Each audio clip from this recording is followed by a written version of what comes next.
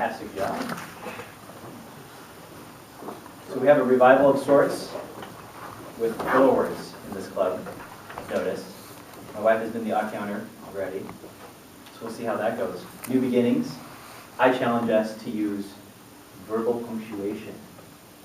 That's something that's not covered in Toastmasters. Very interesting. So you can start a sentence and say, now, we're going to move on to our next speaker. Now is a useless word, verbal punctuation. Huh? Who's with me? Come on. Come on. Now, we will move on to our next speaker. You might think that facts are facts, that there are things that can be verified as existing in the real world. In politics, however, that's becoming a quaintly old-fashioned idea. Today, facts must compete with alternate facts, things which some people want to be true, and which become true for them if they repeat it often and loudly enough. In the discussions that surrounded the recently passed federal tax legislation, the role of alternate facts reached a new high or a new low, depending on your point of view.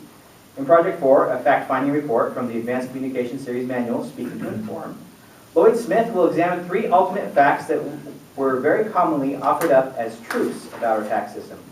Lloyd Smith and tax facts. At the end of this speech, there will be a brief question and answer period.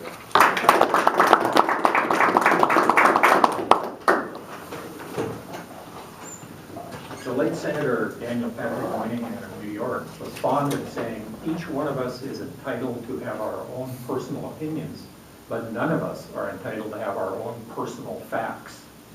And today, most people seem to think they are entitled to have personal facts.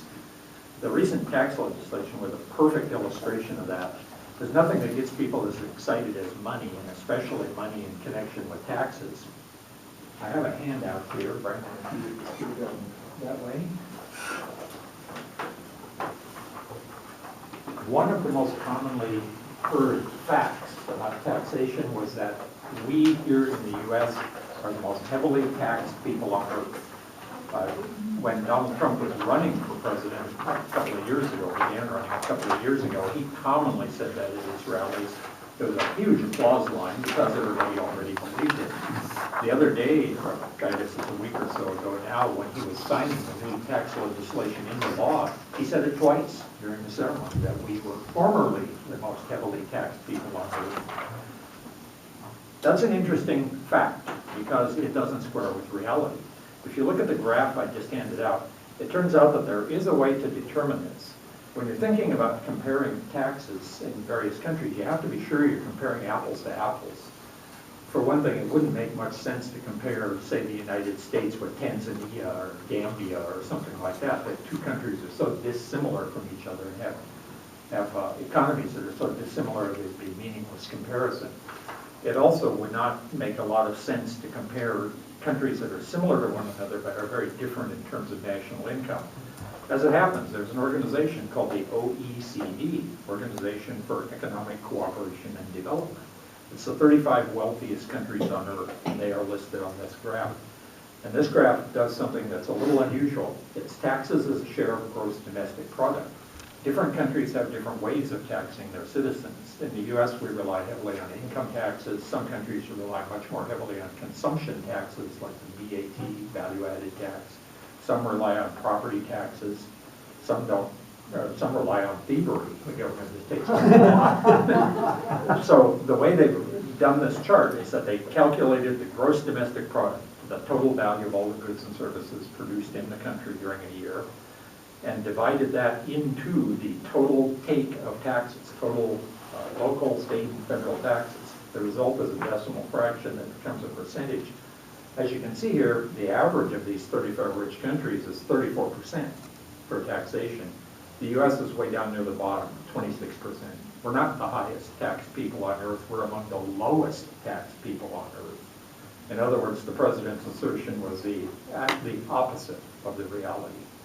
Now, the interesting thing about this is that it's not very hard to find this information. I typed in Google tax burden, and in 2 seconds it popped this up as the first result in the search thing. I'm no economist, but I can read this graph, and I know that the president was wrong about this. This graph is actually an illustration of a big problem in this country, too. We're among the lowest taxed people in the world, but we are in love with our government services. It's just that we don't want to pay for them. And that's becoming a larger issue as time goes on. Another fact that people talked about a lot in the debate on the income tax bill a few weeks ago is the idea that U.S. corporate taxes, business taxes, were higher than those in any other industrial nation.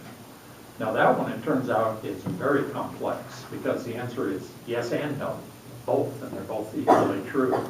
The U.S. corporate tax rate, the income tax rate for corporations, is actually the highest among the OECD countries.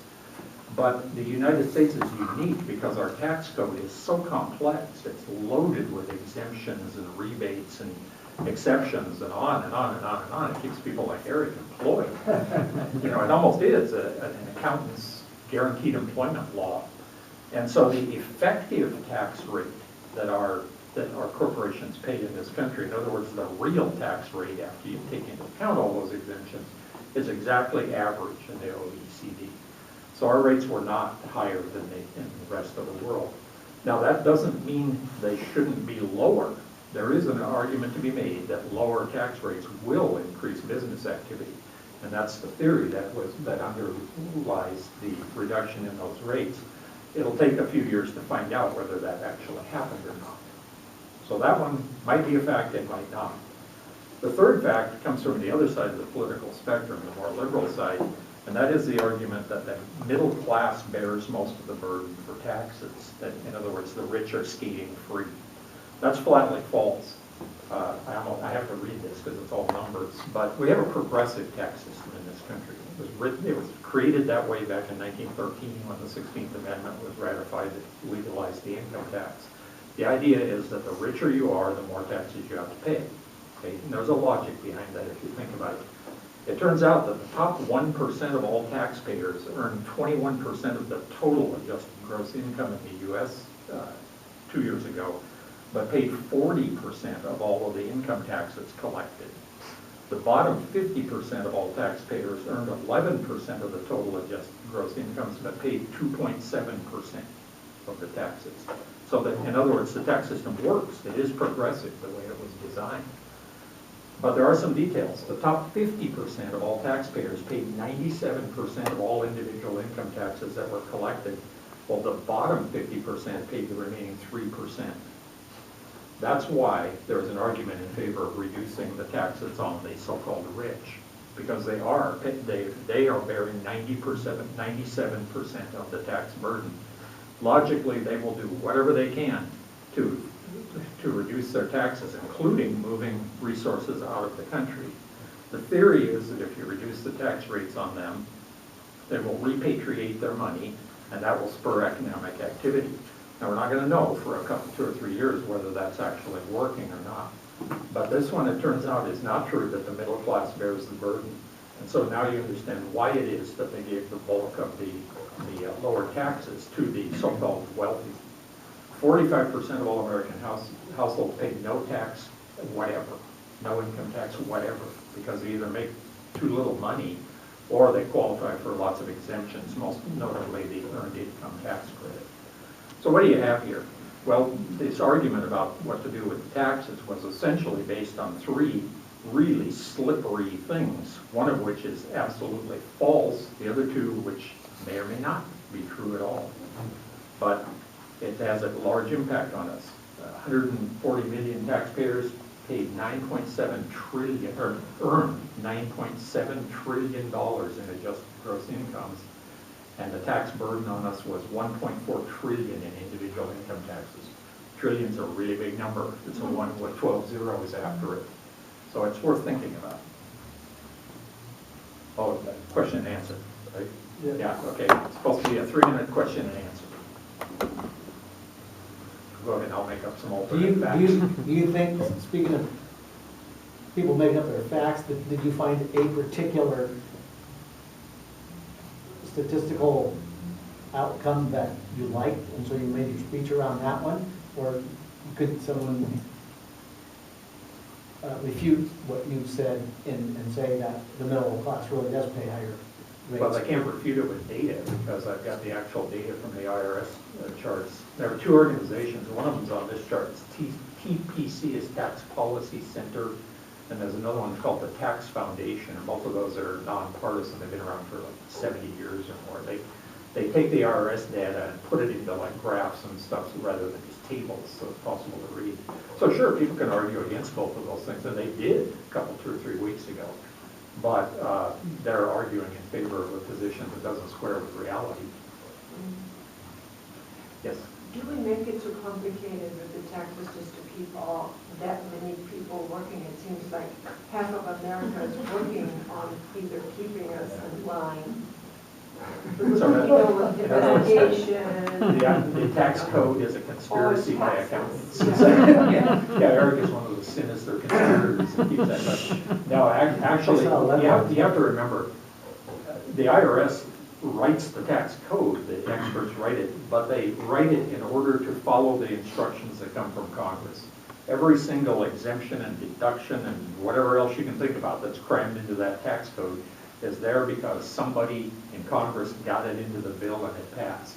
And the reason they did that was because one of the 15,000 registered lobbyists in Washington, D.C. promoted it.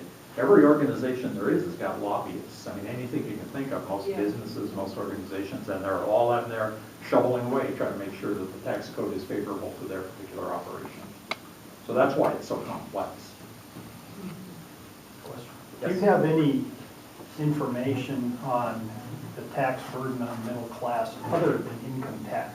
Because we get hit with Social Security and payroll and other things. I should have defined tax burden as the total tax load. In other words, it's everything, all state and local, all state, federal, and local taxes of any kind. Okay. That's the only way to keep the apples to apples comparisons with everything. Lloyd, has there ever been an example of historically tax cuts actually leading to more growth that is not disputed? Because that question seems to be one. Sure. The Kennedy tax cuts back in 1961 were an example of that. But there again, there's an apples to apples comparison problem because the way you structure the cut, it isn't just the fact that you cut taxes, it's where you made the cuts and how you arrange the beneficiaries and whatnot that count. So yeah, there have been some. The Reagan tax cuts in the 1980s may or may not have, but the problem was there was a recession not long after that. And the argument is whether or not the tax cuts had something to do with starting the recession. That's a completely different argument. So I guess the answer would be it's really hard to know. You know, there are too many variables in the equation. Oh, yeah. The other thing is, there's tax cuts. There's also, we let credits lapse, or they install credits, or deductions get moved around. They're talking about taking off the interest deduction for residents. Right. It's huge, huge tax for some Yes. people. Yes, it is. That's an interesting one. There's going to be a limit of $10,000 on the amount that anyone, of home loan interest that anyone can deduct. Now, it's unlikely that any of us would reach that threshold because it would be a pretty expensive house and a monster loan to spin off $10,000 worth of interest. But there are places where that does happen. Massachusetts, New York, New Jersey, and California. Southern California are good examples of that.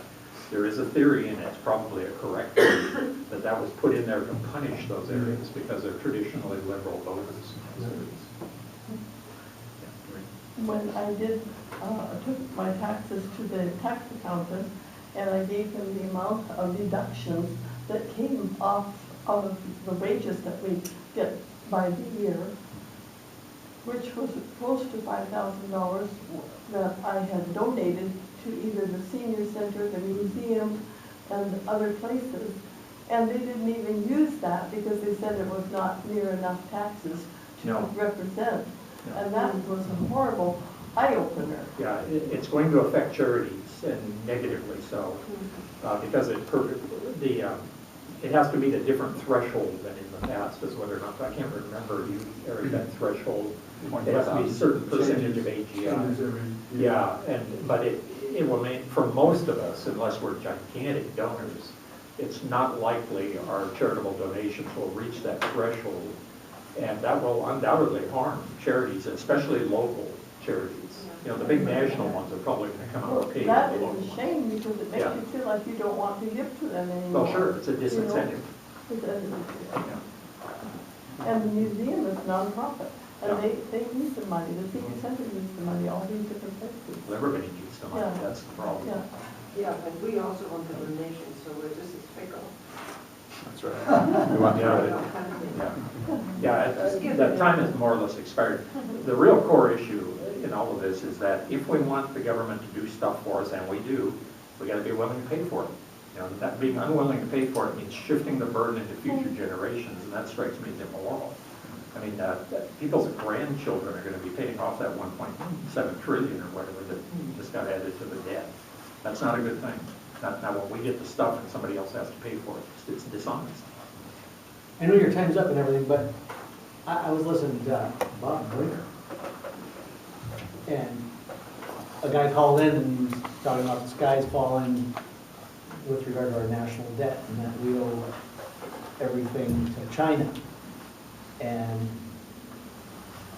it's just a matter of time before the shoe drops. And Brinker said, you know, that number in truth is, I can't remember, I want to say it was like 4 to 6% of our bonds, I think, are owned by China. Right. The Which, bulk of them are actually owned by the Social Security Administration. They're domestically the owned. Yeah, the majority. yeah, yeah. China owns a lot, but not anywhere near all or anything like that. And they, if you think about it, the theory is, okay, the Chinese could call all of those notes and ruin us. Yeah, but they ruin themselves too. They gave us the money. Yeah. You know, all they have is an IOU. It's in their interest to make sure that we are healthy financially, because that's the only way they're going to get their money back. I think we could spend about the next 4 hours talking Yeah, about it. unfortunately so. Yeah. Yeah.